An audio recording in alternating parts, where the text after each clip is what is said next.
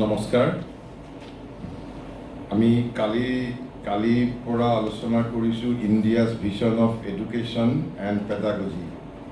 আমি কিছু আলোচনা কৰিলোঁ আৰু আজি কিছু কথা আলোচনা কৰিম।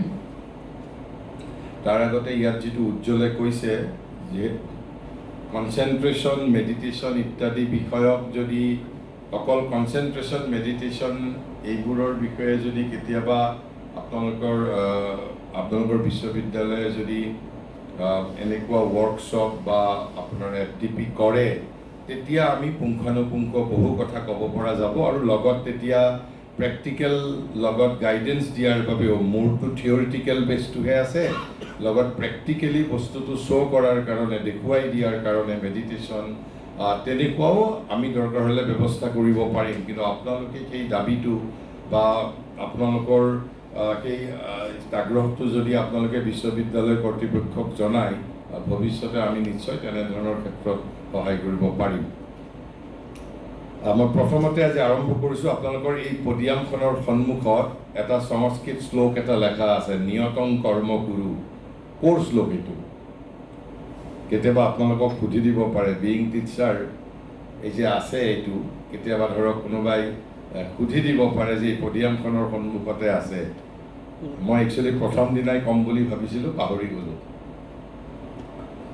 এইটো আপোনাৰ মদ Bhagavat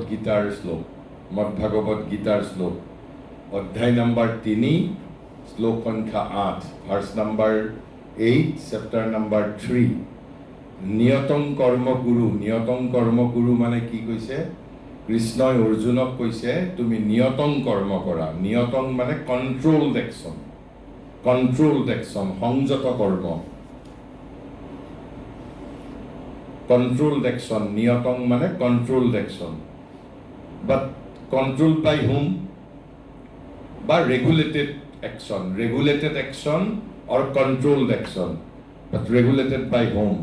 Regulated by society, regulated by scriptures, regulated by constitution, anything which is regulated, not unbridled action, regulated action, নিয়ন্ত্ৰিত কৰ্ম। কাৰণ নহ'লে কিয় সেইটো কৈছে? আমাৰ ভিতৰত যিটো প্ৰপেনচিটি আছে, এটা যদি আমি নিয়ন্ত্ৰিত কাম যদি নকৰোঁ, মোৰ ভিতৰত এটা পিশাচু আছে, এটা বন্য মানুহো আছে, সি একেবাৰে অসংযতভাৱে তাৰ যিকোনো ধৰণৰ কামনা বাসনা চৰিতাৰ্থ কৰিবলৈ যাব। সেইবাবে প্ৰথম অৱস্থাত সেইকাৰণে কৈছে। আৰু দ্বিতীয় আৰু এটা কাৰণত কৈছে, আপোনালোক শিক্ষক, গতিকে আপোনালোকে শিক্ষকৰ কাম কৰিব লাগিব। কোনোবা যদি যোদ্ধাই কাম কৰিব লাগিব। যদি যোদ্ধাজনে কয় যে মই কালিৰ পৰা যোদ্ধাৰ কাম নকৰোঁ, কাৰণ তেওঁক যোদ্ধাৰ কাম কৰাবৰ বাবে it is his duty, his action has been regulated by the constitution. গতিকে আপোনালোক যি ধৰণে শিক্ষকে শিক্ষকৰ কাম কৰিব লাগিব, যোদ্ধাই যোদ্ধাৰ কাম কৰিব লাগিব। কিন্তু তাৰ পিছত গৈ কিন্তু গীতাই শেষৰ ফালে গৈ কৈছে প্ৰথম অৱস্থাত, কিন্তু দ্বিতীয় অৱস্থাত এটা শেষত গৈ পেলাই গীতাই কৈছে নিয়তং শব্দটোৰ আগত এটা এডজেক্টিভ লগাই দিছে। সেইটো ক'ত কৈছে? Chapter number 18, verse number 47। কৈছে নহয়, তুমি এতিয়া now you R competent enough. প্ৰথম অৱস্থাত কোৱা নাই অৰ্জুনক। প্ৰথম অৱস্থাত অৰ্জুনক কিয় কৈছিল? কাৰণ তেওঁ ক্ষত্ৰিয়, তেওঁ যোদ্ধা, তেওঁ ফাইটাৰ, তেওঁ যুদ্ধ নকৰোঁ বুলি কৈছিল। কৈছে তুমি যদি যুদ্ধ নকৰা, তেনেহ'লে তুমি সমাজৰ শ্ৰেষ্ঠ ব্যক্তি, you will be followed by others.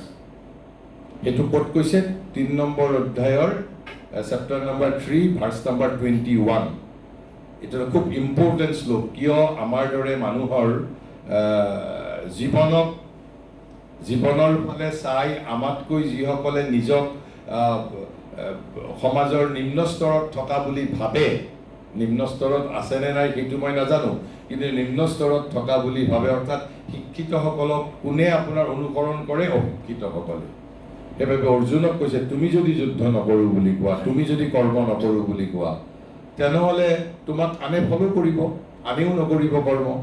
সেইবাবে আমাৰ শিক্ষিত এনলাইটেন এৱেকেন ছেকশ্যনৰ কামৰ ওপৰত আমি আমাৰ কৰ্মৰ দ্বাৰা সমাজৰ অহিত কৰিবও পাৰোঁ, হিত কৰিবও পাৰোঁ। খুব ডাঙৰ কথা কৈছে, সেইভাবে কৈছে তুমি ৰেগুলেটেড একশ্যন কৰা, ৰেগুলেটেড বাই কনষ্টিটিউশ্যন, ৰেগুলেটেড বাই ছ'চাইটি, ৰেগুলেটেড বাই স্ক্ৰিপচাৰ।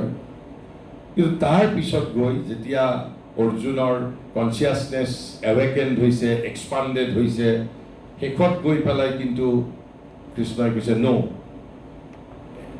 নিয়তং কৰ্মৰ আগত তেওঁ কৈছে স্বভাৱ নিয়তং কৰ্ম, যে মনুষ্যই কি কাম কৰিব লাগে, স্বভাৱ নিয়তং কৰ্ম, regulated by your nature of being.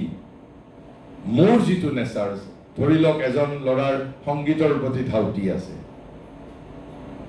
তেনে এজন ছাত্ৰ বা তেনে এজন ছাত্ৰী, যুৱক বা যুৱতীক যদি আমি কওঁ যে নহয় তুমি গণিতৰ শিক্ষক হ'ব লাগিব, গতিকে শেষত গৈ কৈছে নিয়তং কৰ্ম হেজ বিন ট্ৰেন্সফৰ্ম ইনটু স্বভাৱ নিয়তং কৰ্ম, স্বভাৱ নিয়তং কৰ্ম। এই দুটা আমাৰ মানুহৰ বাবে কৰ্মৰ সাধাৰণ ষ্টেণ্ডাৰ্ড দিছে গীতাই, এটা নিয়তং কৰ্ম, এটা স্বভাৱ নিয়তং কৰ্ম। উই শুড বিগিন উইথ নিয়তং কৰ্ম, but eventually we have to elevate niyatang karma into swabhava niyatang karma. Swabhava means law of my own being. Mur jitu swabhava, mur nijor jitu bhav, tato kintu aru bohu kotha thakibo, manuhor swabhabu layers of swabhav thake. Dorok mur oloman bebokhai koraru mon ase, mur olop banijjo porharu mon ase, মোৰ আকৌ দেশৰ কাৰণে কাম কৰাৰো ইচ্ছা আছে, ফিলচফিৰ প্ৰতিও মোৰ অলপমান মোৰ কি কয় এই ৰুচি আছে, কোনটো মোৰ আচল, which is deeper, which is deepest, সেইটো কনচেনট্ৰেশ্যন মেডিটেশ্যনৰ জৰিয়তে আমি নিজক চেল্ফ ইন্ট্ৰস্পেকশ্যন কৰি, চেল্ফ অবজাৰ্ভেশ্যন কৰি, এতিয়া মোৰ ক্ষেত্ৰতেই কওঁ, মই সৰুৰ পৰা ধৰক এই ধৰণৰ কথা বাৰ্তাও মই কৈছিলোঁ, কিন্তু মই নিজে স্ব ইচ্ছাই বাণিজ্য পঢ়িছিলোঁ, মই স্ব ইচ্ছাই, মোক কোনো ইম্প'জ কৰা নাই, মোৰ আপোনাৰ বাণিজ্য শিক্ষাৰ প্ৰতিও আকৰ্ষণ আছিল, তাৰপিছত মই আপোনাৰ বিষয়া হৈছোঁ, কিন্তু বিষয়া হৈও শেষত মই চাকৰি আপোনাৰ বাদ দিলোঁ, কিয় মই মোৰ নিজৰ যিটো ডিপাৰ চেল্ফ, যে মই ভাৰতৰ হৈ ভাৰতৰ বিষয়ে মানুহক জনোৱাটোৱেই মোৰ এই জীৱনত মোৰ এইটো লাইফ মিছন, ভগৱানে মোক এই কামটোৰ বাবে পঠিয়াইছে। আৰু সেইবাবে যিটো আপোনালোকে কৈছে যে মই এজন একাউণ্টেঞ্চিৰ ছাত্ৰ হৈ মই এইবিলাক বস্তু কেনেকৈ শিকিলোঁ, because of my intense aspiration, because of my honest aspiration and because of my sincere aspiration. First কথা হ'ল যেতিয়া এস্পিৰেশ্যন থাকিব, then other things happens automatically. কিন্তু sincere aspiration has to be sincere, aspiration has to be intense and aspiration has to be honest. Honesty, sincerity আৰু intensity, এই তিনিটাৰ ওপৰত depend কৰিব, অকল এস্পিৰেশ্যন থকা বুলি ক'লেই নহ'ব। কিন্তু গীতাই আৰু এবিধ কৰ্মৰ কথা কৈছে, এয়াতো আমাৰ সাধাৰণ মানুহৰ কাৰণে ক'লে, কিন্তু Gita is a spiritual book and Gita speaks of liberation, মুক্তিৰ কথা কৈছে। যিসকল মানুহ মুক্ত সিদ্ধ হ'ব, দ'জ হু আৰ লিবাৰেটেড, তেওঁলোকে কি কাম কৰিব, তেওঁলোকে কি কাম কৰিব? ধৰক লাইক গৌতম বুদ্ধ, লাইক বিবেকানন্দ, যেতিয়া এজন মানুহ তেওঁৰ নিজৰ পাৰ্চনেল ডেজেয়াৰ নাই, তেওঁৰ ইগ' অলমষ্ট এনিহিলেটেড হৈছে, তেওঁ তেতিয়া কিয় একশ্যন কৰিব? There must be a reason, কিয় কাম কৰিব তেওঁ? অৰ্থাৎ যিসকল লিবাৰেটেড মেন, গীতাই কাৰো কাৰণে কৰ্ম আপোনাৰ ৰেহাই দিয়া নাই। আৰু সেইভাবে যদি কেতিয়াবা আপোনালোকে শ্ৰী অৰবিন্দই কৈছে গীতাৰ ৩ নম্বৰ অধ্যায়ৰ ২০ নম্বৰ শ্লোকৰ পৰা ২৬ নম্বৰ শ্লোক তেওঁৰ মতে আটাইতকৈ ইম্পৰ্টেণ্ট শ্লোক, কিয় তাত কৃষ্ণই বাৰে বাৰে কৰ্ম কৰাৰ কথা কৈছে। কৈছে যে মোৰতো এই ত্ৰিলোকৰ, পাতাল, পৃথিৱী আৰু স্বৰ্গত মোৰ পাবলগীয়া একো নাই, মোৰ কৰিবলগীয়াও নাই একো, কিন্তু ষ্টিল মই 24 আৱাৰ্ছ কাম কৰি থাকোঁ, মই 24 আৱাৰ্ছ মই নুশুও ৰাতি, মই কিয়?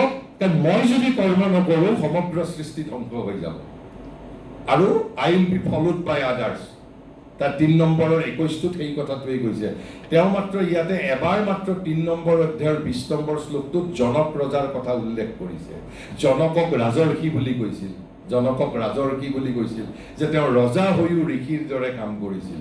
অৰ্থাৎ কেনেকৈ লিবাৰেটেড মানুহ হৈও নৰ্মেল একশ্যনৰ লগত মানুহ থাকিব পাৰে তাৰ প্ৰকৃষ্ট উদাহৰণ জনক মই তাৰো বাৰু এটা কথা ক'ম কি ধৰণে মানুহ স্থিতপ্ৰজ্ঞ হৈও ৰাজকাৰ্য কৰিব পাৰি আৰু আমি সাধাৰণ মানুহে কি ধৰণে বিহেভ কৰোঁ তাৰ পিছত কিন্তু তেওঁ হোল গীতাত শ্ৰীকৃষ্ণই কিন্তু নিজকহে মডেল হিচাপে দেখাইছে it's a very important thing সমগ্ৰ মানৱ জাতিক কৈছে take me as your role model বেলেগক ৰোল মডেল মাত্ৰ এবাৰ জনকৰ কথা উল্লেখ কৰিছে এবাৰ জনকৰ বাহিৰে তেওঁ সমগ্ৰ গীতাত শ্ৰীকৃষ্ণই কৈছে যে মই মানৱ জাতিৰ ৰোল মডেল যে মোক তোমালোকে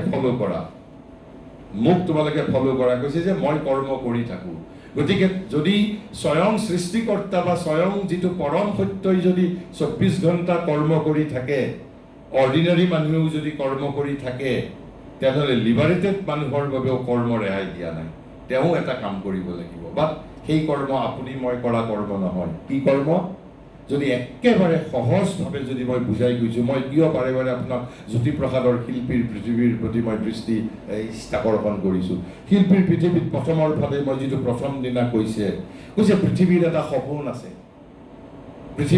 সপোন আছে আৰু মানুহ কোন সেই সপোনক দিঠকত ৰূপদান কৰিবলৈ আমি একোজন শিল্পী প্ৰতিজন ব্যক্তিয়ে একোজন শিল্পী প্ৰতিজন জনতাই শিল্পী এই যে পৃথিৱীৰ এটা সপোন আছে এই সপোনৰ কথাটো মোক কোনে বাৰে বাৰে জনাই থাকিব এই যে নিশ্চিতভাৱে উকিলসকলে নজনায় নিশ্চিতভাৱে ব্যৱসায়ীসকলে মোক নজনাব নিশ্চিতভাৱে সংগঠনৰ কৰ্মী এজনে নজনায় মোক নিশ্চিতভাৱে কাৰ জনোৱা দায়িত্ব এইটো জনোৱা দায়িত্ব কিছু পৰিমাণে হ'ল কবি সাহিত্যিক শিল্পীসকল যে পৃথিৱীৰ যিটো সপোন পৃথিৱীৰ যিটো উচ্চতম সপোন পৃথিৱীৰো বহু সপোন আছে কিন্তু একেবাৰে যিটো উচ্চতম সপোন সেই উচ্চতম সপোনটো বিষয়ে আমাক কবি সাহিত্যিক শিল্পীৰ বা বাহিৰে কোনো ইঞ্জিনিয়াৰে নজনায় কোনো বিজ্ঞানীয়েও আমাক নজনায় কোনো ব্যৱসায়ীয়ে নজনায় উকিলে নজনায় উকিল ডক্তৰ ইঞ্জিনিয়াৰ কোনেও নজনায়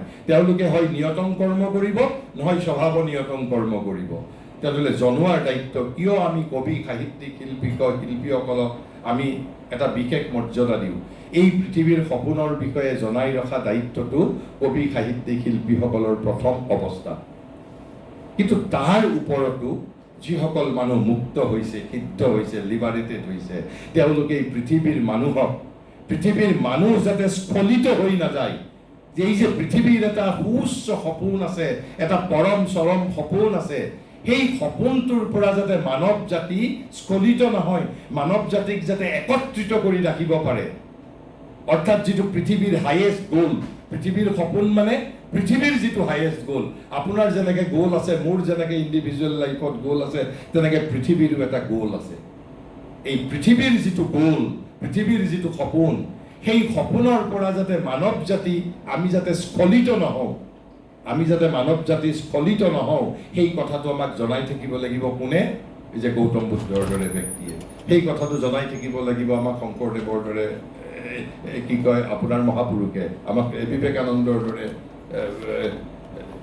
কি কয় আপোনাৰ লিবাৰেটেড মানুহে গতিকে এই আৰু সেইটোকে গীতাই কৈছে মুক্তস্য কৰ্ম যিসকল মুক্ত সিদ্ধ তেওঁলোকে মুক্তস্য কৰ্ম ক'ত কৈছে 4 নম্বৰ অধ্যায়ৰ 23 নম্বৰ শ্লোকত কৈছে গতিকে তাকো প্ৰত্যেকৰে বাবে কৰ্মৰ একোটা প্ৰেছক্ৰিপশ্যন দিছে অৰ্থাৎ আৰু তাক যদি আমি যদি ব্যাখ্যা কৰোঁ 3 নম্বৰ অধ্যায়ৰ 20 নম্বৰ শ্লোকতেই কৈছে যে গীতাই লোকসংগ্ৰহৰ কথা কৈছে এই লোকসংগ্ৰহটো কিন্তু বহুতে আধুনিক সমাজ সেৱাৰ লগত তুলনা কৰে কিন্তু শ্ৰী অৰবিন্দই কৈছে যে গীতাৰ লোকসংগ্ৰহ আধুনিক সমাজ সেৱা নহয় আধুনিক সমাজ সেৱা লোকসেৱা পৰাৰ্থবাদ এইবোৰ গীতাৰ বাবে দ্বিতীয় পৰ্যায়হে এই লোকসংগ্ৰহ কৈছে হাইয়েষ্ট কৰ্ম লোকসংগ্ৰহ বুলি কৈছে লোকসেৱা বুলি কোৱা নাই সংগ্ৰহ মানে কি হোল্ডিং টুগেডাৰ এই সমগ্ৰ মানৱ জাতিক যাতে এটা হাইয়েষ্ট সেই গোলটোৰ পৰা যাতে অধঃপতিত নহয় তাৰ বাবে মানুহক হোল্ডিং টুগেডাৰ একত্ৰিত কৰি ৰাখিব লাগিব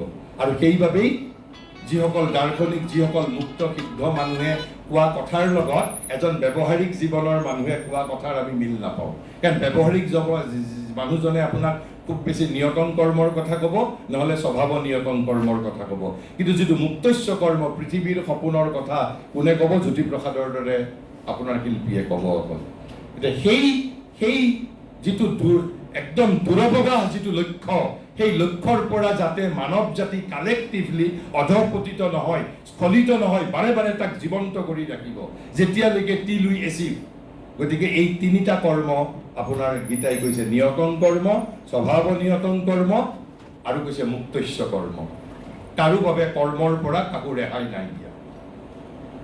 তেনেহ'লে এতিয়া আমি আহিছোঁ আজি যিটো মই প্ৰথম যিটো আপোনালোকৰ ইয়াত আছে, আজি আমি যিটো 3 characteristics of ancient India's vision of education, আমি সেইখিনিও অলপমান যদি সময় থাকে ব্যাখ্যা কৰিম। কিন্তু মূলত মই যিটো আমাৰ ভাৰতীয় শিক্ষা বিজ্ঞানৰ যিটো বেছিক ফাউণ্ডেশ্যন, ইয়াৰ পিছতে নিতু কলিতা বাইদেউৰ ছেশ্যন আছে, তেওঁ আপোনাক নিশ্চিতভাৱে আমাৰ যিটো প্ৰেক্টিকেল মেথডলজিৰ বিষয়ে ক'ব। কিন্তু মই ইয়াত যিটো ভাৰতীয় জ্ঞান পৰম্পৰাৰ দৃষ্টিৰে যিটো মুখ্য ফাণ্ডামেণ্টেল থিয়ৰিটিকেল এছেঞ্চটো কম আমি প্ৰথম ভাৰতীয় শিক্ষা বিজ্ঞানৰ যিটো একেবাৰে বেছিক ফাউণ্ডেশ্যন, এই কথাখিনি যদিও মই কিৰিট যোশীৰ পৰাই আলোচনা কৰিম, কিন্তু কিৰিট যোশীয়ে এই বস্তুখিনি আকৌ তেওঁৰ write up is on the other hand based on Shri Aurobindo জুৱৰ। তেওঁ লিখিছে যে basic foundation of Indian pedagogy is the perception that. So' it is a perception, এটা বোধ। কি পাৰচেপশ্যন? কৈছে there is in the heart of every thinking and living being. There is in the heart of every thinking and living being. মই কিয় দুবাৰ কৈছোঁ? কৈছে thinking and living being বুলি কৈছে। তাৰ অৰ্থ কি? এটা কুকুৰো লিভিং বিং, এটা গৰুও লিভিং বিং, অৰ্থাৎ জন্তুবিলাকো living being, but they are not thinking being. তেনেহ'লে কাৰ কথা কৈছে? মানুহৰ কথা কৈছে অকল। যেতিয়া সজীৱ আৰু মননশীল সত্তা, সজীৱ আৰু মননশীল সত্তা, লিভিং এণ্ড থিংকিং বিং, তাৰমানে পশুৰ ক্ষেত্ৰত এই বাক্যশাৰী it will not be applied পশুৰ ক্ষেত্ৰত, কাৰণ পশু লিভিং হয়, সজীৱ হয়, কিন্তু বাট নট মননশীল, থিংকিং নহয়। মননশীল কোন? আমি মননশীল, অকল মানুহ হোমোচেপিয়ানহে কেৱল মাত্ৰ মননশীল। কৈছে তেনেহ'লে তেওঁলোকৰ হৃদয়ত প্ৰতিজন একেবাৰে যাক আমি বুৰ্বক বুলি ভাবিছোঁ, যাক একেবাৰে পণ্ডিত বুলি ভাবিছোঁ, ইৰেছপেক্টিভ, এজন ক্ৰিমিনেলৰ ভিতৰতো আৰু এজন একেবাৰে সাধু ব্যক্তিৰ ভিতৰতো, যদি তেওঁ সজীৱ আৰু মননশীল সত্তা হয়, অৰ্থাৎ হোমোচেপিয়ান, অৰ্থাৎ মানুহ হয়, কি বুলি কৈছে? There is in the heart of every thinking and living being a growing bud of knowledge and perfection. A growing bud of knowledge and perfection, এটা বৰ্ধিষ্ণু মুকুল। A growing bud of knowledge and perfection, এটা growing bud, এটা বৰ্ধিষ্ণু মুকুল। কিহৰ? জ্ঞান আৰু পূৰ্ণতাৰ। জ্ঞান আৰু পূৰ্ণতাৰ এটা বৰ্ধিষ্ণু মুকুল, growing bud of knowledge and perfection ক'ত আছে? In the heart of every living and thinking being, অৰ্থাৎ আপোনাৰ ভিতৰতো আছে, মোৰ ভিতৰতো আছে, কিন্তু এটা কুকুৰৰ ভিতৰত নাই, এটা বাঘৰ ভিতৰত নাই, গৰুৰ ভিতৰত নাই, অকল সজীৱ আৰু মননশীল সত্তাৰ ভিতৰত। এইটোৱেই হ'ল ভাৰতীয় শিক্ষা বিজ্ঞানৰ পেডাগজিৰ ফাউণ্ডেশ্যন, বেছিক ফাউণ্ডেশ্যন। তেনেহ'লে প্ৰশ্ন হ'ল, সেই মুকুলটো কেতিয়া প্ৰস্ফুটিত হ'ব? when it will open up. আপোনালোকে এই যে ক্লাছত আমি যে লেকচাৰ দিছোঁ, মই যে ইয়াত বক্তৃতা দিছোঁ, আপোনালোকে ক্লাছত লেকচাৰ দিছে, তাৰ আচল তাৎপৰ্যটোতো জানিব লাগিব। আপুনি লেকচাৰ দিয়াৰ কাৰণে কিয় ছাত্ৰ ছাত্ৰীৰ জ্ঞান উন্মেষিত হয়, তাৰ কাৰণটোতো বুজিব লাগিব। তাৰ কাৰণটোত ভাৰতীয় শিক্ষা বিজ্ঞানে কৈছে that can open swiftly or gradually, অৰ্থাৎ এই বৰ্ধিষ্ণু মুকুলটো, এই growing bud of knowledge and perfection কেতিয়া অপেন কৰিব? Can open up either swiftly or gradually, অৰ্থাৎ হয় দ্ৰুতগতিত, নহয় গ্ৰেজুৱেলি, ক্ৰমশ। আপোনালোক এইখিনিত আমি অলপ আচৰিত হ'ম। ঠিক আছে, গ্ৰেজুৱেলি বাৰু বুজিছোঁ, আমি লাহে লাহে আমাৰ জ্ঞানৰ সেই কলিটো, মুকুলটো, জ্ঞান আৰু পূৰ্ণতাৰ মুকুলটো উন্মেষিত হ'ব, প্ৰস্ফুটিত হ'ব। কিন্তু দ্ৰুতগতিত কাৰোবাৰ হয় জানো? হঠাৎ হয় জানো? হঠাতো হ'ব পাৰে। পৃথিৱীত বহু উদাহৰণ আছে। মই এটা একেবাৰে জীৱন্ত এটা সজীৱ উদাহৰণ দিম, কিন্তু ইয়াত হয়তো আপোনালোকে তাৰ কথা কম, আপোনালোকে হয়তো নাজানিব পাৰে যে এজন ভাৰতবৰ্ষৰ তেওঁ কোনো আপোনাৰ মাইথলজিকেল ফিগাৰ নহয়, he is a historical figure. He was আপুনি মূৰ্খ মানে এজন মূৰ্খ ব্যক্তিক তেওঁৰ মূঢ়তা যিমান দূৰলৈ কল্পনা কৰিব পাৰে তেওঁ সেই পৰিমাণৰ মূৰ্খ আছিলে। And he was instantly made a scholar, instantly, মুহূৰ্তৰ ভিতৰতে, by the grace of the divine mother, by the grace of the divine mother. মই কাহিনীটো ক'লে হয়তো কোনোবাই জানিবও পাৰে, যিসকল যদি সংস্কৃতৰ অধ্যাপক অধ্যাপিকা থাকিলে তেওঁলোকে জানিলেহেঁতেন। তেওঁ ইমান মূৰ্খ ব্যক্তি আছিল যে তেওঁ গছৰ ওপৰত উঠিছে আৰু গছৰ ওপৰত উঠি সেই গছৰ ডাল কাটি আছে তলত, অৰ্থাৎ তেওঁ যে ডালটো কাটিলে তেওঁ নিজেই পৰি যাব, তেওঁৰ সেই বিষয়েও ধাৰণা নাছিল। কাৰ কথা কৈছোঁ, কিবা আপোনাৰ do you have any idea? Yes, Kalidas. তেওঁলোক অসমীয়াৰ কাৰণে তেওঁলোকে জানিছে। কালিদাস কোনো আপোনাৰ পৌৰাণিক কোনো ব্যক্তিত্ব নহয়, কোনো কাল্পনিক ব্যক্তিত্ব নহয়। কালিদাস এটা হিষ্টৰিকেল ফিগাৰ। হি ৱাজ মহাকবি। আমাৰ সংস্কৃত সাহিত্যৰ ধ্ৰুপদী যুগ is identified with him only, যে কালিদাসৰ যুগ বুলি ক'লেও ভুল নহয়। গতিকে কালিদাস মূৰ্খ আছিল to that extent, and he was made a wise man instantly by the grace of the divine mother. সেই বিষয়ে আপোনালোকে নেটতো চাব পাৰিব, গুগলক সুধিলেও আপোনালোকে তাৰ লগত জড়িত কাহিনী জানিব পাৰিব। কিন্তু Kalidas is not the only example. Kalidas is not the only example. কাৰণ ফুলটো ভিতৰত থকা বৰ্ধিষ্ঠ মুকুলটো কেৱল অপেন হ'ব লাগে। কেতিয়াবা খুব জোৰে যদি আপোনাক মানসিক এটা যদি ধাক্কা দিয়া হৈছে, মানসিক যদি আপোনাক যদি খুব তিৰস্কাৰ কৰা হৈছে, তেতিয়াও সেই মুকুলটো প্ৰস্ফুটিত হৈ যাব পাৰে। আকৌ গভীৰ উপলব্ধিৰ পিছতো that can open up। গভীৰ উপলব্ধিৰ পিছত কাৰ open up হৈছিল? এটা উদাহৰণ ৰত্নাকৰ। হি ৱাজ এ ডকাইট। কিন্তু নাৰদে তেওঁৰ মাজত সেই যিটো বৰ্ধিষ্ণু জ্ঞান আৰু পূৰ্ণতাৰ যিটো মুকুল, থ্ৰু হিজ ৰিয়েলাইজেশ্যন, তাৰ বাবে তেওঁ এটা প্ৰচেছ কৰিব লগা হৈছে। সেইখিনিও আপোনালোকে ৰামায়ণত পাব। তাৰপিছত মই আৰু এজনৰ উদাহৰণ দিওঁ যে এই কথাবোৰ যে মিছা নহয়, যিটো ভাৰতীয় শিক্ষা বিজ্ঞানত লেখা কথাবোৰ। আৰু কিছুতো উদাহৰণ আপোনালোকে নিজৰ জীৱনতেই পায়। হঠাৎ আপোনালোক কেতিয়াবা আচৰিত হয়, হয়তো আপুনি প্ৰাথমিক বিদ্যালয়ৰ আপোনাৰ সহপাঠী আছিল, আপোনাতকৈ মেধা বহুত কম আছিল, পৰীক্ষাত হয়তো 29, 30, 31, 32 পায়। কিন্তু হঠাৎ আপুনি সেই আপোনাৰ বান্ধৱীজনগৰাকীক বা বন্ধুজনক 20 বছৰ 25 বছৰ পিছত লগ পালে, দেখিলে কোনোবা কলেজৰ প্ৰফেচাৰ। হয়তো আপুনি দেখিছে কৰবাত বক্তৃতা মঞ্চত বক্তৃতা দি আছে আৰু আপুনি আচৰিত হৈছে যে ইটো মহামূৰ্খ আছিল, কেনেকৈ জানিলে? মূল কথা হ'ল ভিতৰত যিটো জ্ঞান, মই কৈছোঁ আপোনাৰ ভিতৰতো মুকুলটো আছে, মোৰ ভিতৰতো আছে, পৃথিৱীৰ প্ৰতিজন ব্যক্তিৰ ভিতৰতে আছে। সি প্ৰস্ফুটিত হ'ব লাগে, আইদাৰ চুইফলি অৰ গ্ৰেজুৱেলি। সাধাৰণ মানুহৰ বাবে, আমাৰ দৰে ইভলিউচনাৰী বিয়িঙৰ কাৰণে সেইটো ক্ৰমশই উন্মেষিত হয়, হয়। কিন্তু ব্যক্তি কাৰোবাৰ ক্ষেত্ৰত হঠাতো হ'ব পাৰে। মই এটা উদাহৰণ দিওঁ, এটা উদাহৰণ আপোনালোকৰ বাবে এইটো কথাটো ইণ্টাৰেষ্টিং হ'ব। মানে ভাৰতবৰ্ষত এইভাবে অকল ৰত্নাকৰেই একমাত্ৰ উদাহৰণ নহয়, অজস্ৰ আছে। আপোনালোকে তুলসী ৰামায়ণৰ যিজন প্ৰণেতা, কোন? আপোনাৰ তুলসী দাসৰ নাম নিশ্চয় শুনিছে, কিন্তু তুলসী দাসৰ ব্যক্তিগত কাহিনী নাজানে আপোনালোকে। How he became Tulsi Das.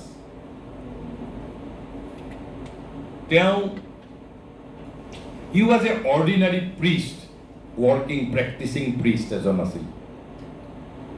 মানুহৰ ঘৰত পূজা কৰিবলৈ যায়, পূজা কৰিবলৈ গৈ যিটো দক্ষিণা পায় সেইটোৱেই তেওঁৰ কৰ্ম আছিল, তাৰ জৰিয়তে জীৱন নিৰ্বাহ কৰিছিল। কিন্তু আপোনালোকে মই ঠিক যেনেকৈ কালিদাসৰ ক্ষেত্ৰত কৈছোঁ তেওঁ মূৰ্খ, একেবাৰে যিমান মূঢ়তাৰ কল্পনা কৰিব পাৰে ঠিক তেনেধৰণে আৰু এটা কল্পনা কৰক, তুলসীদাসৰ সমান পৃথিৱীত কামুক ব্যক্তি নাছিল কোনো। ইমান কামুক ব্যক্তি আপুনি যিমান দূৰলৈ কল্পনা কৰিব পাৰে, আৰু ইমান কামুক আছিল যে তেওঁ বিবাহৰ পিছত নিজৰ পত্নীক এদিনো পিতৃগৃহলৈ যাব দিয়া নাছিল, not for a single day. আনকি তেওঁ যেতিয়া যজমানৰ ঘৰত পূজা কৰিবলৈ যায়, যজমানৰ ঘৰত পূজা শেষ হোৱাৰ পিছত দক্ষিণাটো লোৱাৰ পিছত 1 মিনিট সময়ো নষ্ট নকৰে, he immediately he use to rush to his residence.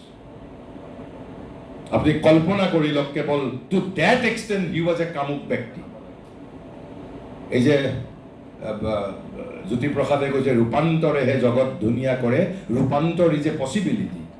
যিকোনো এজন আপুনি যাক পৃথিৱীৰ ভিতৰত জঘন্যতম ব্যক্তি বুলি ভাবি আছে, সেই ব্যক্তিজন পৃথিৱীৰ 7 কোটি মানুহৰ কেতিয়াবা শ্ৰদ্ধেয় প্ৰণম্য ব্যক্তিও হৈ যাব পাৰে, যদিও আমাৰ ইণ্টেলেকচুৱেলসকলে সেইবোৰ কথা মানি ল'ব নোখোজে।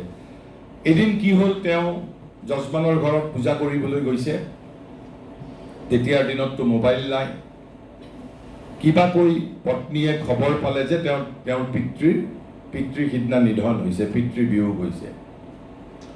আৰু পত্নীয়ে তেওঁৰ পতিৰ স্বভাৱৰ বিষয়ে জানে যে যদি তেওঁ যজমানৰ ঘৰৰ পৰা ঘূৰি অহাৰ পিছত যদি পতিৰ অনুমতি লৈ যাব লাগে, তেওঁক পতিয়ে পিতৃবিয়োগতো ঘৰলৈ যাব নিদিলেহেঁতেন।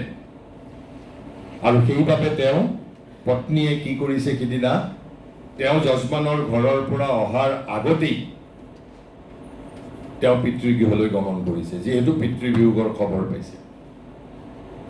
তাৰপিছত যেতিয়া যথাসময়ত তুলসীদাস ঘৰত আহি উপস্থিত হ'ল, আহি যেতিয়া পত্নীক দেখা পোৱা নাই, সি বিকেম উন্মাদ, একেবাৰে উন্মাদ হৈ গৈছে।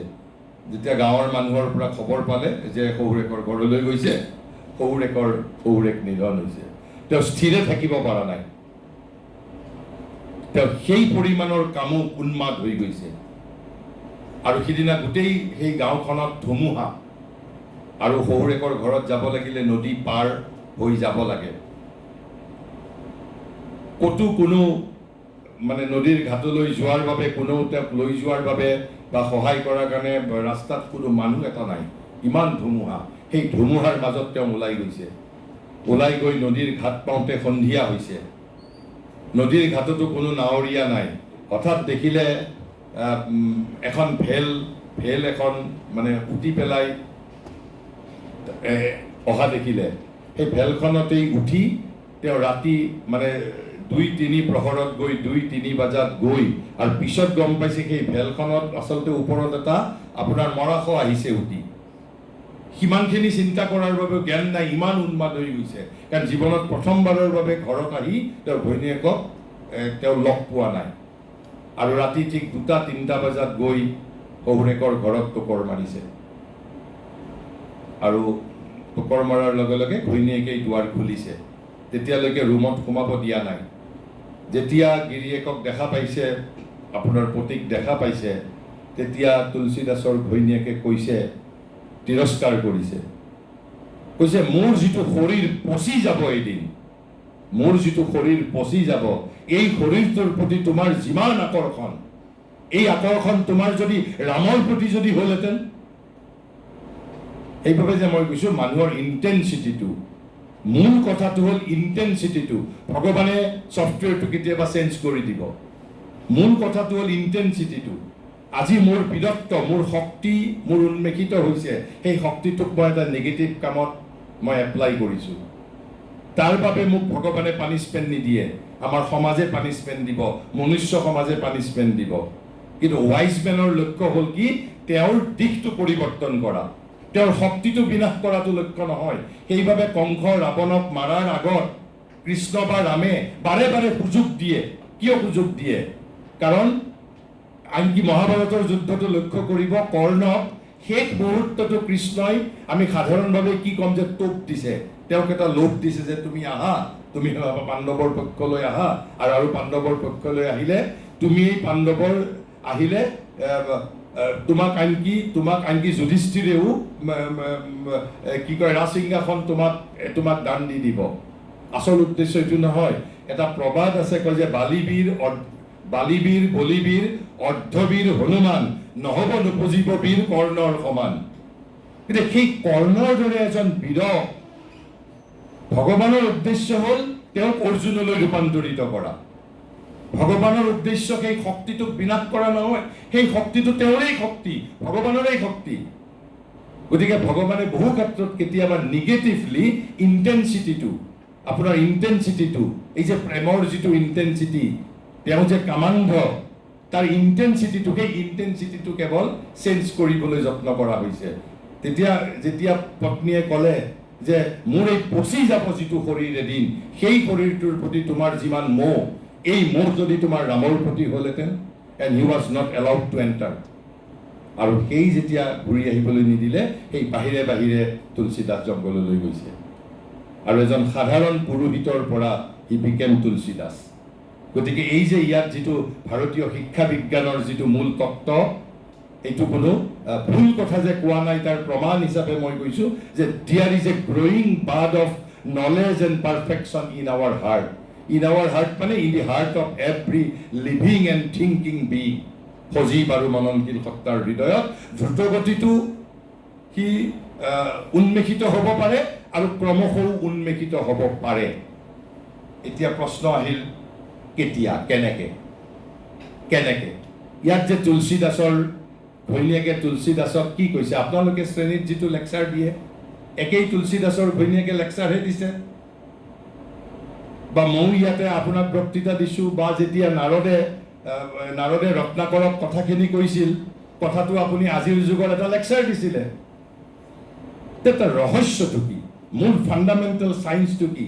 কৈছে এই যিটো বৰ্ধিষ্ণু মুকুল, সি গ্ৰেজুৱেলিয়েই উন্মেষিত হওক অথবা হঠাতেই উন্মেষিত হওক। ফাণ্ডামেণ্টেল চায়েন্সটো হ'ল particularly when the right word is hard. যেতিয়া সেই ভিতৰত থকা বৰ্ধিষ্ণু মুকুলটোৱে শুদ্ধ শব্দ শ্ৰুতিগোচৰ হ'ব লাগিব, শুদ্ধ শব্দ। আৰু সেইবাবে সংস্কৃতত উচ্চাৰণৰ ওপৰত ইমান গুৰুত্ব প্ৰদান কৰা হয়। আপুনি শুদ্ধ শব্দ ক'লেই নহ'ব, উচ্চাৰণৰ সৈতে ক'ব লাগিব। কাৰণ দিছ ইজ দি মেকানিজিম। এই যে আপুনি আপোনাৰ ছাত্ৰক, মই যে ক'লোঁ যে জ্ঞান নট টু বি আপুনি একোৱাৰ্ড ফ্ৰম আউটছাইড, আপুনি ছাত্ৰজনৰ ভিতৰত সোমোৱাই দিব নালাগে। ছাত্ৰজনৰ ভিতৰত জ্ঞানটো আছে, বৰ্ধিষ্ণু মুকুলটো আছে। এই মুকুলটো প্ৰস্ফুটিত হ'ব আপোনাৰ শুদ্ধ শব্দটো শুনিলে। চাউণ্ডত, এই চাউণ্ড ভাইব্ৰেশ্যনত ভিতৰত থকা সেই জ্ঞানৰ মুকুলটো অপেন আপ হ'ব। বাট তাৰ কাৰণে ৰাইট ৱৰ্ড, আপুনি ৰাইট ৱৰ্ড চুজ কৰিব লাগিব। ৰাইট ৱৰ্ড কৈছে particularly when the right word is hard. Right word is hard. তেনেহ'লে আজিৰ পৰা অন্তত আপোনালোকে যে কোনোবাই ক'লে যে মোৰ লেকচাৰত মোৰ ছাত্ৰজনৰ কেনেকৈ জ্ঞান উন্মিলিত হৈছে, তাৰ ৰহস্যটো বুজি পালে according to Indian knowledge system, যে কাৰণ ভিতৰত থকা বৰ্ধিষ্ণু মুকুলটোৱে শুদ্ধ শব্দ শুনিব লাগিব। শুদ্ধ শব্দ, কিন্তু বাৰে বাৰে কৈছোঁ, আপুনি যিমান শুদ্ধ শব্দ, আমি কেতিয়াবা আমাৰ কিছুমান ব্যক্তি আছে ব্যৱহাৰিক জীৱনৰ লগত জড়িত, প্ৰতিটো ভাষাৰেই যিবোৰ ভাল শব্দ আমি ব্যৱহাৰ নকৰোঁ, সহজ শব্দ ব্যৱহাৰ কৰোঁ। সহজ শব্দ ব্যৱহাৰ কৰিলে কেতিয়াবা কাম নহ'বও পাৰে। মোক বহুতে কয় মই টান শব্দ ব্যৱহাৰ কৰোঁ। টান শব্দ ব্যৱহাৰ কৰাৰ প্ৰয়োজন আছে বাবে কৰোঁ, কাৰণ সেই শব্দৰ যিটো উচ্চাৰণ, তাৰ যিটো চাউণ্ড ভাইব্ৰেশ্যন, কাৰণ মই জানো যে আপোনাৰ ভিতৰত থকা মুকুলটো মই প্ৰস্ফুটিত কৰিব লাগিব। কাৰণ নহ'লেতো আমাৰ মাজত কোনো আৰু বেলেগ কোনো তাঁৰ নাই যে মই ইয়াৰ পৰা কথা কৈছোঁ, সেই কথাটো আপোনাৰ ভিতৰত সোমাই যাব। কিন্তু ইয়াৰ মাজত আৰু এটা কথা আছে। কিন্তু কিছুমানেতো শ্ৰেণীকোঠাত নোযোৱাকৈও কথা শুনে, জ্ঞান পায়। কিছুমানে কাৰণ আজিকালি যিটো ডিষ্টেঞ্চ লাৰ্ণিং আছে, তাৰ ৰহস্যটো কি তেতিয়াহ'লে? আকৌ এফালে ক'লে যিটো fundamental truth when the right word is hard, কিন্তু এতিয়াতো ডিষ্টেঞ্চ লাৰ্ণিঙৰ কথা কোৱা হৈছে। ডিষ্টেঞ্চ লাৰ্ণিঙৰ জৰিয়তেওতো ল'ৰাৰ জ্ঞান আপোনাৰ বিকশিত হৈছে বা উন্মেষিত হৈছে। কেনেকৈ হ'ল তেতিয়াহ'লে? যদি শুদ্ধ শব্দ শুনিবই লাগিব কম্পালচৰি, অৰ্থাৎ ক্লাছত বক্তৃতা শুনিবই লাগিব, লেকচাৰ শুনিবই লাগিব, তেনেহ'লে ডিষ্টেঞ্চ এডুকেশ্যনৰ ক্ষেত্ৰত কেনেকৈ হয়? অথবা আমি অকল মই নৃতত্বৰ ছাত্ৰ, মই নৃতত্বৰ কথাখিনি মই শ্ৰেণীত নৃতত্বৰ অধ্যাপিকাৰ পৰা বা অধ্যাপকৰ পৰা শুনিছোঁ, কিন্তু জীৱনৰ আন কথাবোৰ কেনেকৈ শিকিছোঁ? মই জীৱনৰ আন কথা কেনেকৈ শিকিছোঁ?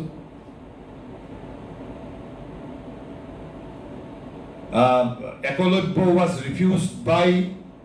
refused by Dronacharya. এতিয়া দ্ৰোণাচাৰ্যই একলব্যক শিষ্য হিচাপে গ্ৰহণ কৰিবলৈ অস্বীকাৰ কৰিছিল। তাৰ কাৰণ তেওঁ ব্যাখ্যা দিছে পৰৱৰ্তী সময়ত, সেইটো বেলেগ কথা, সেইটো লৈ আমি নাযাওঁ। কিন্তু উইদাউট দি হেল্প অফ এ গুৰু, একলব্য অৰ্জুনতকৈও অধিক সম্ভাৱনাৰে পৰিপুষ্ট এজন শিষ্যলৈ ৰূপান্তৰিত হৈছিল। কেনেকৈ? জগতত বহু ব্যক্তি আছে, আপুনি বহু কথা শ্ৰেণীকোঠাৰ বাহিৰেও নিজে নিজে শিকে। কেনেকৈ শিকে সেইবোৰ কেনেকৈ শিকে? ঠিক আছে, আপুনি গণিতৰ শিক্ষক বা আপুনি গণিতৰ ছাত্ৰ, আপুনি শ্ৰেণীকোঠাত গণিতৰ জ্ঞান, আপোনাৰ শ্ৰেণীকোঠাত যিটো শব্দ আপুনি শুনিছে তাৰ দ্বাৰা আপোনাৰ জ্ঞান আপোনাৰ প্ৰস্ফুটিত হৈছে। কৈছে কি যে এই শব্দ শুনা কামটো দুই ধৰণৰ হ'ব পাৰে। কৈছে এটা হ'ল অৰ্ডিনাৰিলি দি ৱৰ্ড ফ্ৰম উইদাউট, সাধাৰণভাৱে আমি বাহ্য জগতৰ পৰা শুনো, কাণেৰে শুনো শব্দ সাধাৰণ ক্ষেত্ৰত, কিন্তু নট নেচেচাৰিলি সেইটোৱেই শব্দ শুনাৰ একমাত্ৰ পথ। কৈছে আৰু কৈছে from a living teacher is needed as an aid in the self unfolding. সাধাৰণ অৱস্থাত এজন লিভিং টিচাৰ লাগে, আৰু শব্দটো ক'ৰ পৰা শুনি? মই বাহিৰৰ পৰা শুনি। কিন্তু কেতিয়াবা সেই শব্দটো আপুনি ভিতৰৰ পৰাও শুনিব পাৰে। এইভাবে যে কৈছে যদি আপুনি আত্মাৰ লগত কণ্টেক্ট কৰিব পাৰে, সেই শব্দটো আপুনি ভিতৰৰ পৰাও শুনিব পাৰে। তাৰ বাহিৰে আৰু এটা আছে পদ্ধতি, মই কম সেইটো, যে জ্ঞানৰ এই শব্দ শুনাটোৰ উপৰিও আৰু এটা পদ্ধতি ভাৰতীয় শিক্ষা বিজ্ঞানে অস্বীকাৰ কৰা নাই। গতিকে মূল ইয়াতে যিটো ফাণ্ডামেণ্টেল কথা, শব্দ শুনিবই লাগিব, আইদাৰ ফ্ৰম উইদাউট আৰু নহ'লে ফ্ৰম ইনৱাৰ্ড। হয় ভিতৰৰ পৰা শুনিব লাগিব, নহয় বাহিৰৰ পৰা শুনিব লাগিব।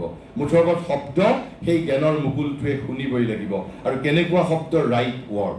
সাধাৰণ ক্ষেত্ৰত ৯৯% ব্যক্তিৰ বাবে শব্দটো বাহিৰৰ পৰাই শুনে, ফ্ৰম এ লিভিং টিচাৰ। আৰু কিন্তু বহুতৰ ক্ষেত্ৰত আমি আমাৰ আত্মাৰ পৰাও, আমাক ভিতৰৰ পৰা আমি শিক্ষা পাই থাকোঁ, আমাক আত্মাই জ্ঞান নাশ কৰি থাকে। যিটো কৃষ্ণই কৈছে, মই কিয় মানুহৰ ভিতৰত থাকোঁ, মই ভিতৰত থাকি মানুহৰ অজ্ঞান নাশ কৰোঁ। তেনেহ'লে আমি যদি ভাৰতীয় শব্দত যদি কওঁ, এই শুনা প্ৰক্ৰিয়াটোক কি বুলি কোৱা হয়? শ্ৰৱণ, হিয়াৰিং। তেনেহ'লে শিক্ষা বিজ্ঞানৰ প্ৰথম যিটো মেথডলজি হ'ল শ্ৰৱণ, হিয়াৰিং। কিন্তু ভাৰতীয় শিক্ষা বিজ্ঞানে কৈছে শ্ৰৱণ এলোন ইজ নট চাফিচিয়েণ্ট। আপোনালোকে কওকচোন, যদি কালি পৰহি হাইপথেটিকেলি ধৰি লওক যে ভাৰতবৰ্ষৰ মহামান্য উচ্চতম ন্যায়ালয়ৰ মুখ্য ন্যায়াধীশে যে এটা এনকুৱাৰী কমিশ্যন গঠন কৰিবলৈ দিলে, যে এটা শ্ৰেণীত 50জন ছাত্ৰ ছাত্ৰী থাকে, শ্ৰেণীটোত হয়তো 5গৰাকী অধ্যাপক অধ্যাপিকাই শিকায়, কিন্তু 50গৰাকীৰ কোনোবাই 30 পায়, কোনোবাই 60 পায়, কোনোবাই 70 পায়, কোনোবাই 90 পায়। কিয়? যদি এটা অভিযোগ দিয়া হয় কাল্পনিকভাৱে যে নহয়, যিসকলে 90 পায় তেওঁলোকক অধ্যাপক অধ্যাপিকাসকলে স্বজনপ্ৰীতি কৰে, আৰু যিসকলে 30 পায় তেওঁলোকৰ প্ৰতি অৱহেলা কৰে, অথবা যিসকলে 90 পাইছে তেওঁলোকক লাগিলে ঘৰত গৈও অলপ এক্সট্ৰাকৈ পঢ়ুৱায়। কিবা কাৰণত ভাল পায়, বেছি ভাল পায়, সকলোকে সমান চকুৰে চোৱা নাই। তেতিয়া আপুনি যুক্তি কি দিব? আপুনি যুক্তি দিব যে নাই, মইতো সকলোকে সমানেই মই বক্তৃতা দিছোঁ, কাৰণ মইতো আৰু ব্যক্তিগতভাৱে কাকো কোৱা নাই। মইতো ক্লাছত 50জন ছাত্ৰ ছাত্ৰী আছে, মই 50জনক একেধৰণেই কথা কৈছোঁ। তেনেহ'লে পাৰ্থক্যটো কিয় হয়? তাৰোতো কাৰণ জানিব লাগিব। তাৰ কাৰণ ভাৰতীয় শিক্ষা বিজ্ঞানে কৈছে শ্ৰৱণ alone or hearing alone is not sufficient. কি লাগিব কৈছে শ্ৰৱণ has to be followed by মনন শ্ৰৱণ has to be followed by মনন মনন মানে সেলফ ৰিফ্লেকশন শ্ৰৱণ has to be followed by মনন even শ্ৰৱণ and মনন are also not sufficient শ্ৰৱণ and মনন again had to be followed by nididhyasana nididhyasana means deep meditation এই যে মই কৈ আছিলো আপোনালোকক কম বুলি যে শিক্ষা বিজ্ঞানৰ লগত ভাৰতীয় শিক্ষা বিজ্ঞানত meditation is an integral part process তাৰ যিটো থ্ৰী-ফল্ড প্ৰসেসৰ ভিতৰত উইদাউট মেডিটেশ্যন নিধিধ্যাসন অৰ্থাৎ তেওঁ একেবাৰে যিটো আমি যে মেডিটেট যদি কৰিব পৰা নাই তেওঁৰ সেলফ ৰিফ্লেক্টিং পাৱাৰটো যদি নাই তেনে প্ৰশ্ন হ'ল আমাৰ আধুনিক শিক্ষা বিজ্ঞান কিমান একদেশীয় ওয়ান সাইডেড কিমান পঙ্গু কিমান হ্যান্ডিক্যাপ আমি অকল এই তিনিটা এলিমেন্টৰ অকল এটা we resort to only one element that is to say hearing শ্ৰৱণ আৰু সেইভাৱেই তেতিয়া আপোনালোকে অন্তত আজি এইখিনি জনাৰ পিছত ক'ব পাৰিব যে মোৰ 50 জন ছাত্ৰ ছাত্ৰীৰ মননশীলতাটো সকলোৰে সমান নহয় সেলফ ৰিফ্লেক্টিং পাৱাৰটো সকলোৰে ভিন ভিন আৰু তেওঁলোকৰ যিটো মেডিটেশ্যন তেওঁলোকে ক্লাছত আপোনাৰ বক্তৃতাটো শুনিব লাগিব লাইকে মেডিটেশ্যন কৰাৰ দৰে শুনিব লাগিব মেডিটেশ্যনটো আকৌ কেনেকৈ আহিব তাৰ কনচেন্ট্ৰেশ্যনৰ পৰা গতিকে অল আৰ ইন্টিগ্ৰেলি ৰিলেটেড কিন্তু তেতিয়া প্ৰশ্ন হ'ব যে আমাৰ আধুনিক শিক্ষা জগতে এই যিটো মনন আৰু নিধিধ্যাসন এই দুটা শিক্ষাৰ যিটো ইন্ডিসপেন্সেবল প্ৰসেস সেই দুটা এতিয়াও আমাৰ শিক্ষা বিজ্ঞানৰ অন্তৰ্ভুক্ত কৰাই নাই আৰু সেইভাৱে আপোনালোকে নিঃসহায় অনুভৱ কৰে আপোনালোকে যে নিঃসহায় অনুভৱ কৰে যে এজন ছাত্ৰই 90 পাইছে তেওঁ ব্যক্তিগতভাৱে হয়তো তেওঁৰ পূৰ্বজন্মৰ পৰা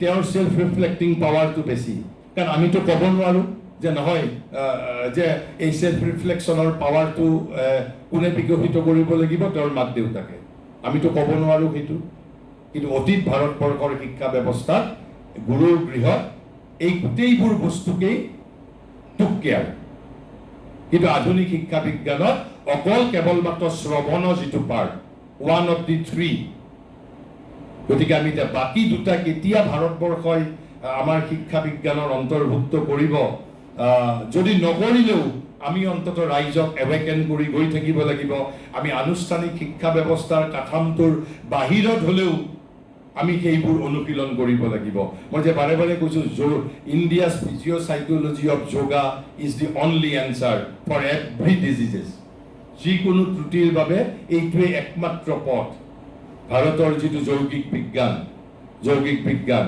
বাট which has to be pursued in right attitude with right attitude লৈ কেৱল যদি মই বেমাৰৰ পৰা নিৰাময় পাবৰ বাবে আসন প্ৰণায়াম কৰিছো মই মেডিটেশ্যন কৰিছো প্ৰণায়াম কৰিছো তেতিয়া মোৰ অকল বেমাৰেই ভাল হ'ব তেতিয়া মোৰ তাতে মননশীলতা বৃদ্ধি নহয় আমাক কোনোবা বিশ্ববিদ্যালয়ত আমাৰ যে ইন্টেলেকচুৱেলিটি বিকশিত হৈছে বাই প্ৰডাক্ট হিচাপে কাৰো মননশীলতা সেইভাবে মই প্ৰথম দিনা যেটো কৈছিলো যে বৰং আমি যিবোৰত এক্সট্ৰা কাৰিকুলাৰ এক্টিভিটিজ বুলি যে কওঁ ডিবেট এক্সটেম্পো ৰিসাইটেশন এছে কম্পিটিশন এই যে যিবোৰ আমি এক্সট্ৰা কাৰিকুলাৰ এক্টিভিটিজ বুলি কৈছো সেইবোৰহে আসলতে একেবাৰে ইন্টিগ্ৰেল পাৰ্ট অফ মানে কাৰিকুলাম কৰিব লাগিব আমি মই বুজিবৰ বাবে কৈছো গতিকে এই কথাকিটা তেনেহলে বুজিব লাগিব যে hearing of the right word শ্ৰৱণ is followed by reflection and meditation that is to say manana and nididhyasana asalte nididhyasana mane not simple meditation deep meditation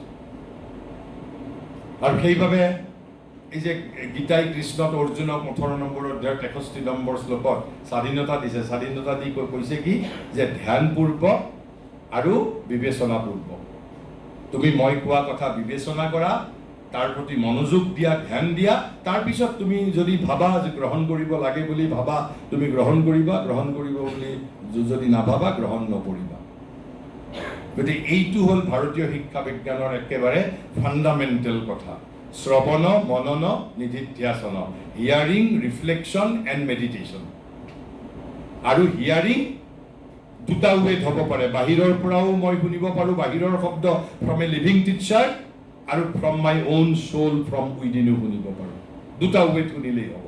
কিন্তু সাধাৰণ ব্যক্তিৰ বাবে যেতিয়ালৈকে তেওঁ ডিপ মেডিটেশ্যন নকৰিব তেতিয়ালৈকে ভিতৰৰ পৰা শুনাটো ইমান সহজ নহয়।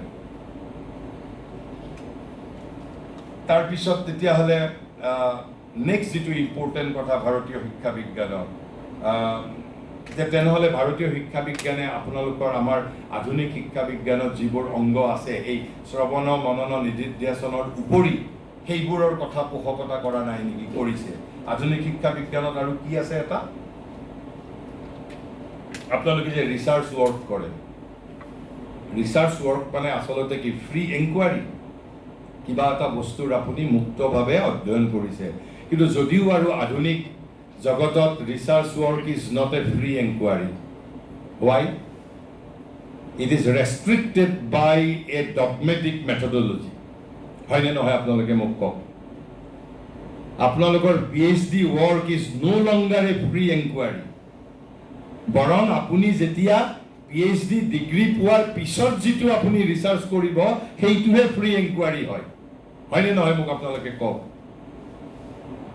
কিন্তু ভাৰতবৰ্ষই লগতে কুৱেশ্যনিং আৰু ফ্ৰী এনকুৱাৰী এই দুটাও শিক্ষা বিজ্ঞানৰ অংগ আছিল। কি আছিল? কুৱেশ্যনিং, অৰ্থাৎ শ্ৰৱণ মনন নিধিধ্যাসনৰ পিছত 4 নম্বৰ এলিমেণ্টটো কি? কুৱেশ্যনিং, অৰ্থাৎ গুৰু শিষ্যই প্ৰশ্ন সুধিছিল, যিটো আজিকালিও আছে, যিটোক আমি ইণ্টাৰেকশ্যন বুলি কওঁ। সেইটো হ'ল আপোনাৰ 4 নম্বৰ। আৰু কুৱেশ্যনিঙৰ ইণ্টাৰেকশ্যনৰ উপৰিও আছিল কি? Free enquiry. এই দুটা বস্তুৱে আধুনিক শিক্ষা বিজ্ঞানত আছে, একবিংশ শতিকাৰ আধুনিক শিক্ষা বিজ্ঞানত আছে। কিন্তু আজি কিছু বছৰৰ পৰা 15-20 বছৰৰ পৰা এই free enquiry has been restricted, or free enquiry is being modified, restricted or controlled at a regulated নিয়তং কৰ্ম টাইপ হৈ গৈছে, regulated by a dogmatic, a rigid methodology. এফালে আমি স্বাধীনতাৰ কথা কৈছোঁ, মুক্ত অন্বেষণৰ কথা কৈছোঁ, ক্ৰিয়েটিভিটিৰ কথা কৈছোঁ, আনফালেদি কৈছোঁ নহয় মোৰ এনকুৱাৰীটো এইটো ৰিজিড ফ্ৰেম মিলিব লাগিব। মোক যদি কোৱা হয় যে মই 42 চাইজৰ মই চাৰ্ট পিন্ধোঁ, কোনোবাই মোৰ কাৰণে এটা 40 চাইজৰ চাৰ্ট আনিছে, আনি কৈছে it is a best quality chart, আৰু মই বহু দিনৰ পৰা 10 পইচাকে সংগ্ৰহ কৰি আপোনাক দিম বুলি মই 10 বছৰ ধৰি পইচা সঞ্চয় কৰি মই আনিছোঁ। তাৰপিছত মই যদি কওঁ যে তুমি যিমানেই কষ্ট নকৰা কিয়, তোমাৰ যিমানেই মোৰ প্ৰতি প্ৰেম নাথাকক কিয়, ভাল পোৱা নাথাকক কিয়, মই তোমাৰ 40 চাইজৰ চাৰ্টটোত মই কেনেকৈ সোমাম নিজে? ঠিক সেইধৰণে আপোনাৰ মুক্ত যিটো এনকুৱাৰী, ফ্ৰী এনকুৱাৰী, আপোনালোকক এটা মেথডলজি দি দিয়া হৈছে। সেই মেথডলজিৰ ভিতৰত সোমাবই লাগিব, আৰু তাত কোনো আপুনি স্বাধীন চিন্তা কৰাৰ কিন্তু অৱকাশ নাই। তাৰ পিছত যেতিয়া আপুনি নিজৰ ক্ৰিয়েটিভ কিতাপ লিখিব তাত কিন্তু মেথডলজিৰ প্ৰভাৱ আৰু নাথাকে। কিন্তু যদিও আপোনালোকৰ একাডেমিক জাৰ্নেলবিলাকতো আপোনালোকে বাৰু ভাবেনে এটা গল্প উপন্যাস যিমান প্ৰভাৱ বিস্তাৰ কৰিব পাৰে, একাডেমিক ৰাইট আপবিলাকে জানো ইমান প্ৰভাৱ বিস্তাৰ কৰিব পাৰে? কিয় নোৱাৰে? মই যদি বস্তুটো পঢ়িবলৈ লওঁতে এটা পেজৰ 3/4 কেৱল তাত ৰেফাৰেঞ্চেই থাকে, বস্তুটো পঢ়িবই ভাল নালাগে। তেতিয়া আপুনি শ্ৰী অৰবিন্দৰ কিতাপ যদি পঢ়ে দেখা পাব ৰেফাৰেঞ্চ অলমষ্ট নাই, আৰু যদি কেতিয়াবা ৰেফাৰেঞ্চ কিবা দিব লগা হৈছে সেইটো পাৰ্ট অফ হিজ টেক্সটৰ ভিতৰতে ৰেফাৰেঞ্চটো দিছে, আপোনাৰ।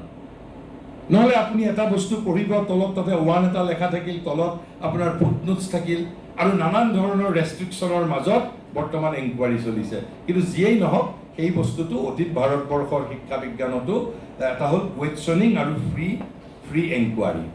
আৰু এটা বস্তু, সেই বস্তুটো এতিয়াও আধুনিক শিক্ষা বিজ্ঞানতো আছে আৰু আমাৰ প্ৰাচীন ভাৰতীয় শিক্ষা বিজ্ঞানতো আছিল। সেইটো কি? বৰং তাৰ লগত পাৰ্থক্যটো মই কওঁ। বৰ্তমান সময়ত কুৱেশ্যনিং আছে, কিন্তু ভাৰতীয় শিক্ষা বিজ্ঞানত কণ্টিনিউইং কুৱেশ্যনিং আছিল যে অকল মাত্ৰ মই এটা প্ৰশ্ন আজি মোক অধ্যাপকে লেকচাৰ দিছে ইয়াত মোৰ যিকেইটা প্ৰশ্ন উত্থাপিত মনত আহিল সেইকেইটাই সুধিলোঁ মোক তেতিয়া শিক্ষকজনে যিটো উত্তৰ দিলে তাতেই কাম শেষ কিন্তু ভাৰতবৰ্ষই কৈছে কি এই যে কুৱেশ্যনিংটো it has to be a lifelong programme questioning কৰিয়েই থাকিব লাগিব ইটোৰ পিছত সিটো প্ৰশ্ন কৰি থাকিব লাগিব আৰু প্ৰশ্ন কৰোঁতে আকৌ ভাৰতীয় শিক্ষা বিজ্ঞানে আৰু এটা কৈছে কেনেকৈ আমি আলোচনা কৰিম এই যে ইণ্টাৰেকশ্যন তাতে এটাক কৈছে বাদ বুলি এটাক কৈছে জল্প বুলি আৰু এটাক কি বুলি কৈছিল এটা বাদ জল্প আৰু এটা মই পাহৰিলোঁ বাদ জল্প আৰু এটা কিবা তিনি ধৰণৰ ইণ্টাৰেকশ্যনৰ প্ৰচেছ আছে কোনটো তাৰ ভিতৰত কৃষ্ণই 10 নম্বৰ অধ্যায়ৰ 32 নম্বৰ শ্লোকত গীতাত কৈছে যে বাদ প্ৰবাদতাম অহম মই এই তিনিবিধ বিতৰ্কৰ ভিতৰত I am not জল্প I am only বাদ প্ৰবাদতাম অহম সেই বিষয়ে কেতিয়াবা মই ক'ম তিনিবিধ আমাৰ যিটো ন্যায় শাস্ত্ৰত যুক্তি তৰ্ক প্ৰদানৰ তিনিবিধ যুক্তি তৰ্কৰ কথা আছে তেতিয়াহ'লে কুৱেশ্যনিং কিন্তু ভাৰতীয় শিক্ষা বিজ্ঞানে কিহৰ ওপৰত গুৰুত্ব দিয়ে not only questioning but continuing questioning free enquiry ভাৰতীয় শিক্ষা বিজ্ঞানেও দিছে আধুনিক শিক্ষা বিজ্ঞানেও দিছে কিন্তু ভাৰতীয় শিক্ষা বিজ্ঞানৰ লগত কণ্টিনিউইং কুৱেশ্যনিং বুলি কৈছে কণ্টিনিউইং কুৱেশ্যন বুলি কৈ তাত আৰু এটা তত্ত্ব যোগ দিছে কি with increasing এম্ফেচিছ on gathering experiences ব্যক্তিগতভাৱে থিয়ৰিটিকেলি যিটো কথা কোৱা হৈছে তাৰ একেবাৰে ব্যক্তিগত উদাহৰণেই নহয় আপুনি নিজে সেই অভিজ্ঞতাটো নিজৰ এক্সপেৰিয়েঞ্চ হ'ব লাগিব আমি সেইটো অলপমান আমাৰ যিটো এক্সকাৰচন বুলি আমি যিটো কওঁ ফিল্ড ৱৰ্ক বুলি কওঁ ছাৰ্ভে বুলি যিটো আমি কওঁ কিয় কৰা হয় নিজৰ অ'ন এক্সপেৰিয়েঞ্চৰ কাৰণে আপুনি হয়তো এটা তত্ত্ব আপুনি কিবা এটা তত্ত্ব আপোনাৰ শিক্ষা তত্ত্বত পাইছে সেই তত্ত্বটো একেবাৰে ইমপ্লিমেণ্ট হৈছে নে হোৱা নাই আপুনি ব্যক্তিগত আপোনাৰ অনুভৱ থাকিব লাগিব অভিজ্ঞতা থাকিব লাগিব পাৰ্চনেল এক্সপেৰিয়েঞ্চো থাকিব লাগিব আৰু তাৰপিছত কিন্তু কৈছে আৰু এটা ভাৰতীয় অকল তেতিয়াহ'লে আমি কেইটা পালোঁ এটা হ'ল শ্ৰৱণ মনন নিদিধ্যাসন তাৰপিছত কুৱেশ্যনিং তাৰপিছত ফ্ৰী এনকুৱাৰী আকৌ কুৱেশ্যনিং হেজ বিন মডিফাইড ইনটু কণ্টিনিউইং কুৱেশ্যনিং আৰু কণ্টিনিউইং কুৱেশ্যনিঙৰ লগত আৰু এটা এলিমেণ্ট যোগ দি দিছে with increasing এম্ফেচিছ on gathering experiences আপুনি নিজৰ ব্যক্তিগত অভিজ্ঞতা সংগ্ৰহ কৰিব লাগিব আৰু এটা কথা কৈছে অকল তাতো শেষ নহয় কৈছে এন এৱেকেনিং to crowning discovery of truth তাৰ জৰিয়তে একেবাৰে পৰম সত্যটোৰ আৱিষ্কাৰ ক্ৰাউনিং ডিস্কভাৰী অফ ট্ৰুথ তাৰ জৰিয়তে পৰম সত্যটো আমি আৱিষ্কাৰ কৰিব পাৰিব লাগিব কেৱল মাত্ৰ বোলে আপোনাক আমি যিটো চিনপচিছ লিখোঁ যেতিয়া আমি আমি তাত আমাৰ যিকেইটা এজেণ্ডা লিখি দিওঁ যে আমাৰ এই কি কৈছে পাৰ্পাছ অফ ষ্টাডি তাতে আমি তিনিটা পাৰ্পাছ দেখাওঁ যে অমুক আমাৰ তিনিটা আমাৰ পাৰ্পাছ অফ ষ্টাডি কিন্তু ইয়াত কৈছে ঠিক আছে সেইটো ভাল কথা কিন্তু তাৰ পিছতো কৈছে সেই তিনিটা পাৰ্পাছতেই মই ৰৈ যাব নোৱাৰোঁ সেই মোৰ ব্যক্তিগত অনুভৱে মোক that will have to lead me to the crowning discovery of truth সেই ঘটনাটোৰ একেবাৰে পৰম সত্যলৈকে মই যাব পাৰিব লাগিব এতিয়া মই এইটোৰ লগত আৰু এটা কথাটো কওঁ যে এইটোৰ ব্যক্তিগত যদি এটা উদাহৰণ মই দিওঁ কেনেকৈ ব্যক্তিগত অনুভৱটোৰ প্ৰয়োজন আৰু ভাৰতবৰ্ষত গুৰু পৰম্পৰাত গুৰু শিষ্য পৰম্পৰাত কেনেকৈ কৰিছিল এই যে গেডাৰিং এক্সপেৰিয়েঞ্চ বুলি কৈছে সত্যও তিনি ৰকমৰ সত্য আছে এটা হ'ল সত্য তাৰ ওপৰত এটা শব্দ হ'ল সত্যতৰ তাৰ ওপৰত এটা শব্দ আছে সত্যতম যদি আমি ইংৰাজীত কওঁ ট্ৰুৱাৰ এণ্ড ট্ৰুৱেষ্ট ট্ৰুৱাৰ এণ্ড ট্ৰুৱেষ্ট সত্য সত্যতৰ সত্যতম তাৰমানে এটা সত্য সেই সত্যৰো ওপৰত সত্য আছে সত্যতৰ সেইটো আৰু সেই সত্যতৰৰো ওপৰত এটা একেবাৰে পৰম সত্য আছে সত্যতম যিকোনো ক্ষেত্ৰতে কিন্তু আমি সাধাৰণতে সত্যটো পালেই ৰৈ যাওঁ তাৰ ওপৰতো যে সেই সত্যটোৰো যে সত্যতৰ ট্ৰু অলছো হেজ ইটছ এটা বেলেগ এটা এছপেক্ট আছে যিটোক আমি ট্ৰুৱাৰ বুলি ক'ব পাৰোঁ। তেনেহ'লে তাৰ উদাহৰণটো কি হ'ব পাৰে? সত্যতৰ আৰু সত্যতমৰ এটা একেবাৰে প্ৰেক্টিকেল এক্সপেৰিয়েঞ্চ। এইটো মোৰ নিজৰ নহয়, মই কিতাপত পঢ়াৰ কৈছোঁ। শ্ৰী অৰবিন্দৰ যিখন লাইফ ডিভাইন, সেইখনৰ এখন কমেণ্টেৰী যোগী অনিৰ্বাণ তেখেতে কৰা নহয়, তেওঁৰ চিন্থেচিছ অফ যোগখনৰ কমেণ্টৰী, যোগ প্ৰসংগ বুলি লেখা কিতাপখনৰ মই পোৱা এটা উদাহৰণ। কৈছে যে এবাৰ এজন গুৰুৱে 3জন শিষ্য এই কনচেপ্টটো বুজাবৰ বাবে what is truer and what is truest, সত্য কি, সত্যতৰ কি আৰু সত্যতম কি। মই তাক আপোনাক ধুনীয়া ডেফিনেশ্যন দি দিলোঁ, আপুনি ডেফিনেশ্যনটো লিখি ল'লে, পৰীক্ষাত প্ৰশ্ন আহিল, আপুনি লিখি দিলে মুখস্থ কৰি, আপোনাক 10ৰ ভিতৰত 10 দি দিলে। তাৰ অৰ্থটো আপোনাৰ যে গেডাৰিং এক্সপেৰিয়েঞ্চ নহ'ল।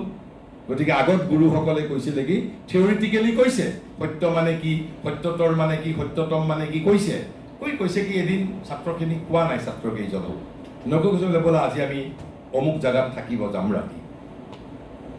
সেই গুৰুৰ লগত 3জন ছাত্ৰ ৰাতি ধৰক দূৰত 50 কিলোমিটাৰ দূৰত, নিজৰ ঘৰত নহয়, বেলেগ এই টেটুগুৰা ঠাইত থাকিবলৈ গৈছে। একদম ৰাতিপুৱাই উঠিছে, শিষ্য 3জনো উঠিছে, তেওঁ উঠিছে।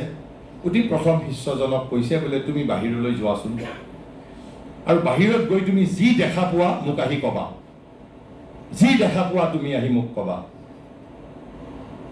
শিষ্যজন আহি ক'লে, গুৰুদেৱ মই বাহিৰত গ'লোঁ আৰু মই সূৰ্যটো উদয় হোৱা দেখা পাইছোঁ, ৰাইজিং অফ ছান, সূৰ্যটো উদয় হোৱা দেখা পাইছোঁ। বোলে ঠিক আছে তুমি বহা। এইবাৰ 2য়জন শিষ্যক পঠাইছে, বোলে তুমি যোৱাচোন, তুমি কি দেখা পালা মোক আহি ক'বা।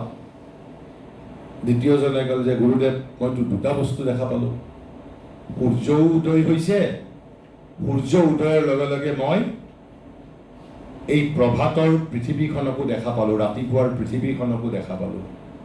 2য় শিষ্যজনে মিছা কথা কৈছে নেকি? তেওঁতো মিছা কথা কোৱা নাই। তাৰপিছত এইবাৰ 3য়জনক পঠিয়াইছে, বোলে তুমি যোৱাচোন। তেতিয়া 3য়জন শিষ্যই বাহিৰত গৈ আহি পেলাই কি কৈছে, 3য়জন শিষ্যই, 3য়জনে কৈছে যে গুৰুদেৱ মইতো সূৰ্যটোকো দেখা পাইছোঁ, পৃথিৱীখনকো দেখা পাইছোঁ, আৰু পৃথিৱীৰ অনুপৰমাণুত সূৰ্যৰ তেজস্ক্ৰিয় ৰেডিয়েশ্যন আই কুড ফিল। তেনেহ'লে প্ৰথমটো আছিল সত্য দৰ্শন, দ্বিতীয়টো সত্যতৰ, তৃতীয়টোহে সত্যতম। অৰ্থাৎ সেই ধৰণে আগত প্ৰাচীন ভাৰতীয় শিক্ষা বিজ্ঞানত এটা থিয়ৰী, তেওঁক শ্ৰেণীকোঠাত থিয়ৰীটো কৈ লগত গুৰুৱে গেডাৰিং পাৰ্চনেল এক্সপেৰিয়েঞ্চ। মই আপোনালোকক এটা উদাহৰণৰ সৈতে ক'লোঁ যে সত্যতৰ আৰু সত্যতম, যিটো আমি কিছু পৰিমাণে বিজ্ঞানত সেইটো কৰোঁ। বিজ্ঞানত যিটো থিয়ৰীত কোৱা হয়, তেওঁলোকৰ লেবৰেটৰীত গৈ লেবৰেটৰীত সেইটো প্ৰমাণ কৰি দেখুওৱা হয়।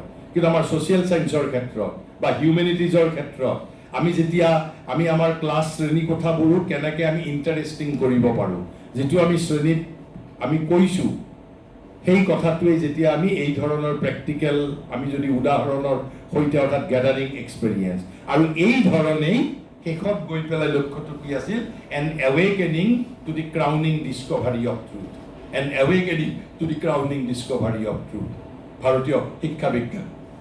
তেনেহ'লে তাৰপিছত এই কথাটো ইতিমধ্যে আমি সিদিনা নলেজ, এই প্ৰফাউণ্ডাৰ চেঞ্জ অফ ইণ্ডিয়ান নলেজ কওঁতেই আমি কথাখিনি আলোচনা কৰিছোঁ। ইয়াত খালি মই কেৱল পঢ়ি দিলেই বুজি পাব, কাৰণ যিহেতু তেতিয়াহ'লে আমি ইয়াত মেইন আমি যিটো শিক্ষা বিজ্ঞানৰ থিয়ৰিখিনি আমি ক'লোঁ। তেনেহ'লে নলেজ, তাৰপিছত কৈছে যে তেতিয়াহ'লে নলেজটো কেনেকৈ আমি গেডাৰ কৰোঁ, যিটো আচল নলেজ, প্ৰফাউণ্ডাৰ নলেজটো ইতিমধ্যে আমি সেইটো প্ৰথম দিনাই এই আলোচনা কৰিছোঁ।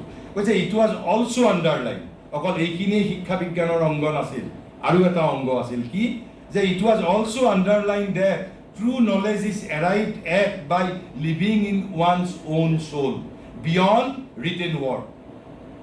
গতিকে এটা সময়ৰ পিছত, কিন্তু লগে লগে সকলো ছাত্ৰ ছাত্ৰীকে নকৈছিল, যেনেকৈ কৃষ্ণই অৰ্জুনক প্ৰথমতে নিয়তং কৰ্মৰ কথা কৈছে, তাৰ পিছত স্বভাৱ নিয়তং কৰ্মৰ কথা কৈছে, তাৰ পিছতহে মুক্তস্য কৰ্মৰ কথা কৈছে। এজন ছাত্ৰক প্ৰথম দিনা এই কথাবোৰ নকয়, যে গ্ৰেজুৱেলি। তেনেহ'লে কি যে it was also' underline that the true knowledge is arrived at by living in one's own soul beyond written word, beyond written word. In the ultimate analysis this pedagogy মানে ancient India's pedagogy, this pedagogy encouraged, উৎসাহিত কৰে কিহৰ ওপৰত? Liberation from any binding influence of a text. কিন্তু বৰ্তমান আমাৰ কি binding influence of text methodology. গতিকে আল্টিমেটলি ভাৰতীয় শিক্ষা বিজ্ঞানৰ উদ্দেশ্যটো কি আছিল? আপোনাক মুক্ত বিহংগ কৰি দিয়া। যিটো বাইণ্ডিং ইনফ্লুৱেঞ্চ অফ টেক্সট, তাৰ পৰা যাতে আপুনি মুক্তি লাভ কৰিব পাৰে। ভাৰতীয় শিক্ষা বিজ্ঞানৰ যিটো গোপন উদ্দেশ্য আছিল কি? দিছ pedagogy এনকাৰেজড liberation from any binding influence of a text by emphasizing that pursuit of knowledge and pursuit of excellence is a free pursuit of the sense of wonder and mastery. Wonder অর্থাৎ আপনি নিজে দেখা পাব লাগিব, আচৰিত হ'ব লাগিব। টেক্সটবুকৰ দ্বাৰা আমি ট্ৰু জ্ঞান দিব নোৱাৰোঁ, আপোনাক মুক্ত বিহংগ কৰি দিব লাগিব, বাট নট ইন ওৱান ডে। আৰু সেইবাবে ভাৰতীয় শিক্ষা বিজ্ঞানে লাহে লাহে শিষ্যক মুক্ত বিহংগলৈ ৰূপান্তৰিত কৰিছিল। মুক্ত বিহংগ কৰি কি কৰিছিল? By emphasising that. কিয় সেইটো? তাৰ কাৰণটো কি? The pursuit of knowledge and pursuit of excellence. আমাকতো সেইটোৱেই লাগে। Pursuit of knowledge and pursuit of excellence is a free pursuit. এইটো restricted, to be restricted or regulated by methodology, to be regulated and to be restricted by textbook, to be bound by textbook. No, it is a free pursuit of the sense of wonder and mastery. আপনি নিজে প্ৰভুত্ব পাব লাগিব। মই যিটো কথা কৈছো through মাই personal experience, মই সেইটো কনভিন্সড হ'ব লাগিব, মই প্ৰমাণ পাব লাগিব তাৰ। আৰু কৈছে গতিকে চেন্স অফ ৱণ্ডাৰ এণ্ড মাষ্টাৰী। আপুনি লক্ষ্য কৰিবচোন, সৰু ল'ৰা ছোৱালীবিলাকে প্ৰথম যেতিয়া 2-3 বছৰ আপুনি লক্ষ্য কৰিব, তাহাঁতে কথা কেনেকৈ শিকে। চ' দি প্ৰচেছ অফ ৱণ্ডাৰ। তাহাঁতে হঠাৎ আপুনি নতুন বস্তু এটা লৈ আহিছে, এটা ধৰক এটা টয় এটাই হওক, সেইটো সি দেখিছে, সি দেখি সেইটো দি আশ্চৰ্য প্ৰকাশ কৰিছে। অৰ্থাৎ তাৰ প্ৰেক্টিকেল পাৰ্চনেল এক্সপেৰিয়েঞ্চৰ দ্বাৰাহে শিকিছে, তাক কোনেও তেতিয়া টেক্সটবুকৰ দ্বাৰা শিকোৱা নাই। এই যে কাৰোবাক মামা বুলি মাতিছোঁ বা কাৰোবাৰ লগত বন্ধুত্ব স্থাপন কৰে, সেই মানুহজন যে পৰিচিত মানুহ, এইবোৰ জানো কোনোবা মাক দেউতাকে শিকাই দিয়ে? স্বতঃস্ফূৰ্তভাৱে শিকে। কিন্তু স্বতঃস্ফূৰ্তভাৱে শিকিতেও তাত এটা শিক্ষা বিজ্ঞান জড়িত হৈ আছে, কি? যিটো আমাৰ গেডাৰিং ফ্ৰী এক্সপেৰিয়েঞ্চেছ। বৰং আমি লাহে লাহে ডাঙৰ হোৱাৰ পিছতহে আমি কাৰাগাৰৰ উই গেট ইমপ্ৰিজন। যিমানে আমি ডাঙৰ হওঁ সেইবাবে আমি শিশুক দেৱ শিশু বুলি কওঁ, ডিভাইন চাইল্ড বুলি কওঁ। ক'ৰবাত জানো ডিভাইন ইউথ বুলি জানো কয় কাৰোবাক? আপুনি কওকচোন বাৰু। আমি কোনোবা কবি বা কোনোবাই কওঁতে আমি ডিভাইন ইউথ বুলি জানো কওঁ? কিন্তু ডিভাইন চাইল্ড বুলি কওঁ, দেৱ শিশু বুলি কওঁ, দেৱ যুৱক বুলি নকওঁ। কাৰণ যুৱ অৱস্থাত আমি যিটো দেৱত্ব আমাৰ ভিতৰত থাকে, আমি ইতিমধ্যে 5 বছৰমানৰ পিছত দেৱত্ব হেৰুৱাই পেলাই মানুহে, মানুহৰ কাৰাগাৰত বন্দী হৈ যায়। আৰু মানুহৰ কাৰাগাৰ মানে কি? Restriction, methodology. এতিয়া আমি আমাৰ ট্ৰেডিশ্যনত থকা মেথডলজি, ৰেষ্ট্ৰিকশ্যন, এইবিলাকৰ বিৰুদ্ধে বিদ্ৰোহ ঘোষণা কৰিছোঁ। কিন্তু এটা বেলেগ ছেট অফ ৰেষ্ট্ৰিকশ্যন, বেলেগ ছেট অফ মেথডলজি আমি কিন্তু আনুষ্ঠানিকভাৱে ৱেলকাম কৰিছোঁ, হয়নে নহয়? কিয়? মোক আপোনালোকে কোনোবা দিনা প্ৰশ্ন কৰা নাই, কিয় PhD can't be a free pursuit of, এটা ফ্ৰী এনকুৱাৰী কিয় নোৱাৰে হ'ব? তাত ভেৰাইটিজ থাকিলে হয়। তেতিয়া আপুনি যি ধৰণে ৰিচাৰ্চ পেপাৰখন ছাবমিট কৰিব, কাৰণ বৈচিত্ৰ্য মানেই জীৱন, বৈচিত্ৰ্য মানেই আপোনাৰ আনন্দ। এটা বিষয়বস্তুৱে, যেনেকৈ আমি যেতিয়া কবিতা লিখিছোঁ, এটা বিষয়ৰ ওপৰত মই বেলেগ ধৰণে এক্সপ্ৰেছ কৰিছোঁ, তেওঁ বেলেগ ধৰণে কৰিব, তেওঁ বেলেগ ধৰণে কৰিব। কিন্তু ইয়াত আমি কি কৰিছোঁ? ইউনিফৰ্মিটি, এটা মেথডলজি আমি কৰি দিছোঁ। আৰু এই মেথডলজিৰ মই কৈছোঁ not 99.99%, 100% is a Western methodology. 100% Western methodology. There is nothing Indianness in this in this কে কয় যে কি মেথডলজিছ আমি যিবোৰ ভাৰতবৰ্ষত কৰোঁ এপ্লাই, এই কথাবোৰ কোৱাও আৰম্ভ কৰিব লাগিব। আৰু তাৰপিছত তেনেহ'লে আৰু কৈছে that is infinite in character. এই যে free pursuit of the change of wonder আৰু মাষ্টাৰী, এইটো কোনো এটা সীমাবদ্ধ বস্তু নহয়। It is infinite in character. কিমান সেইভাবে কৈছে যে আপুনি লাইফ লং ষ্টুডেণ্টৰ কনচেপ্ট। এতিয়া ষ্টুডেণ্টৰ কনচেপ্ট অকল মই PhD পালোঁ, চাৰ্টিফিকেট পালোঁ তেতিয়া I M A life long student. মই মৃত্যুৰ 1 ঘণ্টা আগতেও শিকিব লাগিব। লাইফ লং ষ্টুডেণ্ট কৈছে যে an absolute liberty of experience is the condition for the attainment of a true self knowledge and world knowledge. তেনেহ'লে নিজৰ জ্ঞান পাবৰ বাবে বা সমগ্ৰ পৃথিৱীৰ বিষয়ে জ্ঞান পাবৰ বাবে তাৰ absolute liberty is the condition. Absolute liberty of কিহৰ? Liberty of experience. Liberty of experience. মই কি অনুভৱ কৰি মোৰ ব্যক্তিগত অভিজ্ঞতাৰ ক্ষেত্ৰত I must have absolute liberty. Absolute শব্দটো মানে আপুনি ভাবি চাব। কিন্তু এই কথাটো এতিয়া মই ক্লাছ 5ৰ ছাত্ৰক নিদিওঁ, তাক গ্ৰেজুৱেলি দিব লাগিব। কিন্তু এটলিষ্ট যেতিয়া গৈ মই PG লেভেলত গৈ মই PhD মই এটা বিষয়বস্তুৰ ওপৰত মই গৱেষণা কৰিম, অনুসন্ধান কৰিম, আই মাষ্ট হেভ এবছলিউট লিবাৰ্টি। কিন্তু এতিয়ালৈকে আমাক UGC বা ভাৰতবৰ্ষ বা পৃথিৱীৰ ক'তো দিয়া হোৱা নাই। আৰু এই মেথডলজি ৰেষ্ট্ৰিকশ্যন কৰা কামটো ৱেষ্টৰেই দাম, আমাৰ দাম নহয়। আজিৰ পৰা আপোনালোকৰ শিক্ষাগুৰুসকলক সুধিব 40 বছৰ আগত মেথডলজি নাছিল। এইটো যোৱা 20-22 বছৰৰ কি কয় ডেভেলপমেণ্ট। তাৰ মূল উদ্দেশ্যটো যদি মোক কোনোবাই কয় আমাৰ ক্ৰিয়েটিভিটি নষ্ট কৰাৰ বাবে, একদম সঁচা কথা। তাৰ আৰু অন্য কোনো উদ্দেশ্য নাই। বিকজ আধুনিক পৃথিৱীক ডমিনেট কৰিছে কৰ্পোৰেট হাউচে। কৰ্পোৰেট হাউচে ডমিনেট কৰিছে। বৈভৱশালী ধনপতি, শিল্পপতি, যে মামুঠ কেপিটেলিষ্ট, তেওঁলোকে বাহিৰৰ পৰা আমি নাজানো আমাৰ UGC ইত্যাদি সমগ্ৰ পৃথিৱীৰ শিক্ষা ব্যৱস্থাক নিয়ন্ত্ৰিত কৰে আপোনাৰ যিসকল ধনী বৈভৱশালী ব্যক্তি, তাক ইংৰাজীত প্লুটোক্ৰেট বুলি কয়, বৈভৱশালী ধনপতি। এই 500,000 কোটিৰ ধনপতি নহয়, একেবাৰে সেই যে ইলেন মাস্ক টাইপৰ যিবোৰ ধনপতি আছে, তেওঁলোকে আমাৰ চিলেবাছ নিয়ন্ত্ৰিত কৰে ফ্ৰম আউটছাইড। আৰু সেইবাবে তেওঁলোকে জানে যে ক্ৰিয়েটিভ মানুহ যদি পৃথিৱীত বাঢ়ি যায় তাৰ বাবে অস্তিত্বৰ সংকট হ'ব। গতিকে ক্ৰিয়েটিভিটিটো ডেভেলপ হ'ব নিদিয়ে। সেইবাবে কবিতা, সাহিত্য, শিল্প এইবিলাক বিষয়ৰ ওপৰত আধুনিক জগতে আপোনাৰ এমফেচিছ কমাই দিছে। কাৰণ সেইবিলাকৰ জৰিয়তে মানুহৰ ক্ৰিয়েটিভিটি বিকশিত হয়, যিটো সৃজনশীলতা বুলি আমি কওঁ।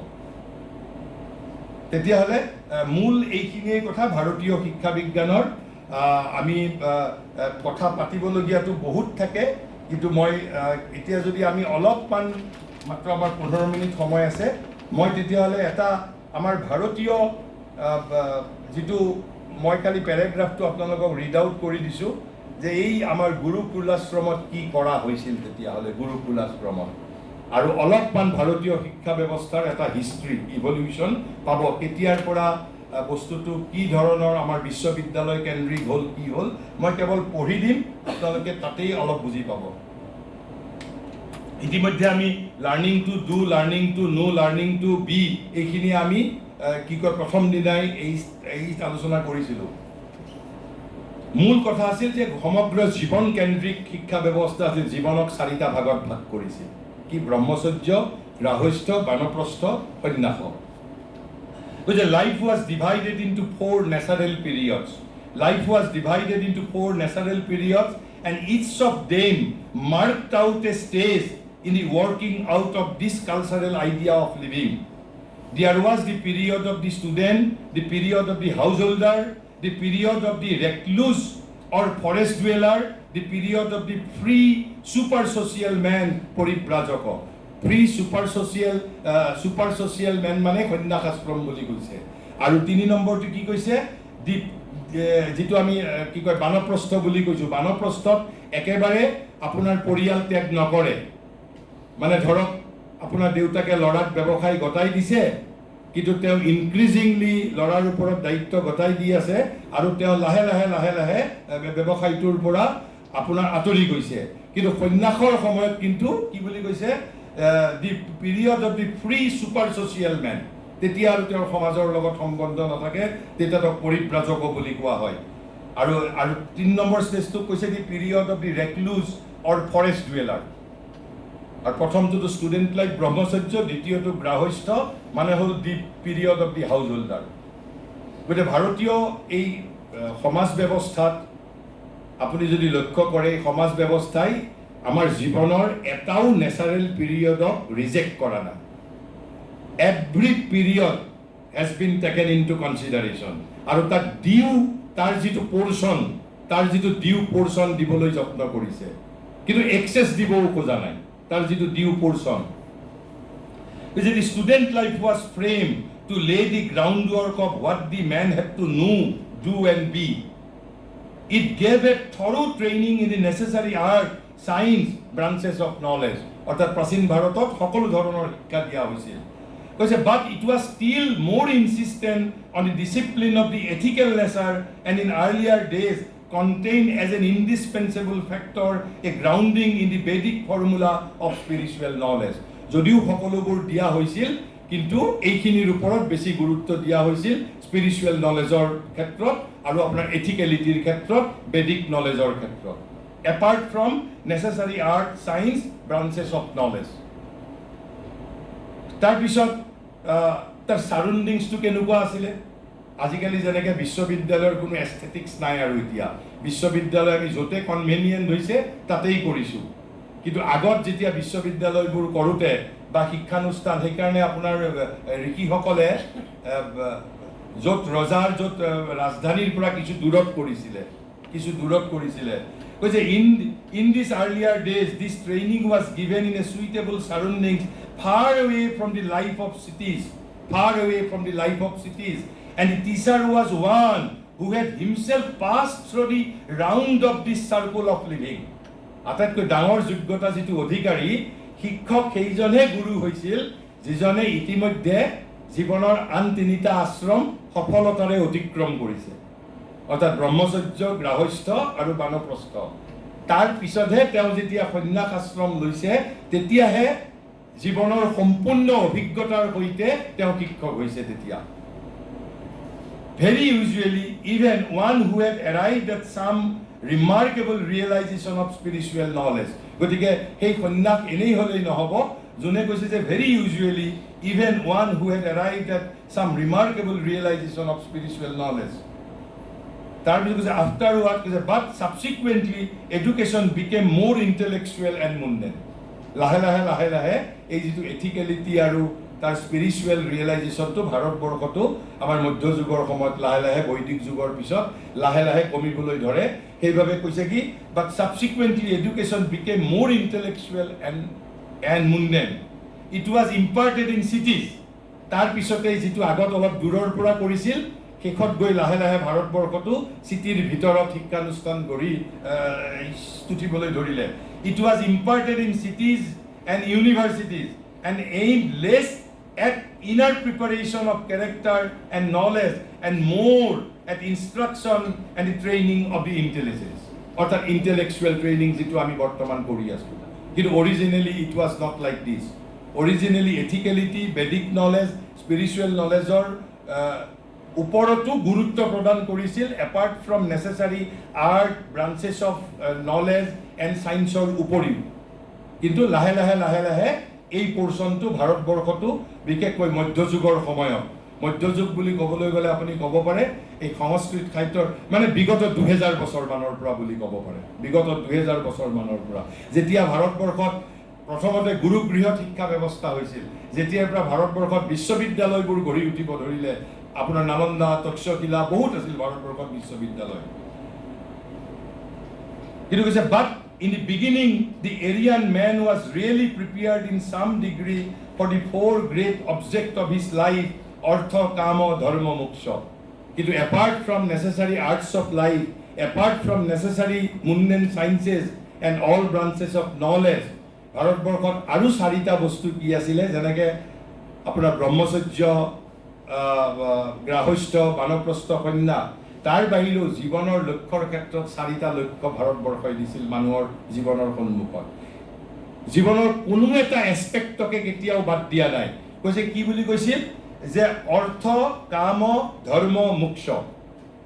অৰ্থাৎ প্ৰথম দুটা হ'ল আমাৰ যেতিয়া অৰ্থ বুলি কওঁতে আচলতে আমাৰ যিটো অৰ্থনৈতিক কথা বা ছ'চিয়েলিটি, আমাৰ যিটো ছ'চিয়েল জীৱন বা আমাৰ যিটো প্ৰডাকশ্যনৰ লাইফ, কাম মানে যিটো আমাৰ ইম'চনেল লাইফ, কামনা বাসনা যিবোৰ, বাট ইন এ ৰেষ্ট্ৰিক্টেড মেনাৰ। কিন্তু সেইটো এটা জীৱনৰ সত্য আছিল, সেই সত্যকো অস্বীকাৰ নকৰিছিল। তাৰপিছত কি আহিল ধৰ্ম মানে একচুৱেলি ছ'চিয়েল লাইফ, আৰু তাৰ পিছতহে মোক্ষ। গতিকে যিটো আল্টিমেট স্পিৰিচুৱেল নলেজ আপোনাৰ এদিনতে কাকো ল'বৰ বাবে কোৱা নহৈছিল, কি কয়, that was a gradual development. প্ৰথমতে অৰ্থ কাম ধৰ্ম মোক্ষ, যেনেকৈ ব্ৰহ্মচৰ্য গৃহস্থ বানপ্ৰস্থ সন্ন্যাস। তেনেহ'লে হাউচ হোল্ডাৰ ষ্টেজত কৰিছিলোঁ কি আমি একেলগে 4টা আশ্ৰমৰ বিষয়ে হৈ যাব। কৈছে entering into the householder stage to live out his knowledge he was able to serve the 3 first human object. এই যে আমি ব্ৰহ্মচৰ্যৰ পিছত গৃহস্থ জীৱনত প্ৰৱেশ কৰোঁতে মানৱ জীৱনৰ যি 4টা উদ্দেশ্য, অৰ্থাৎ অৰ্থ কাম ধৰ্ম মোক্ষৰ ভিতৰত 3টা আমি তাতে ফুলফিল কৰোঁ আমাৰ গৃহস্থ জীৱনত। 3টা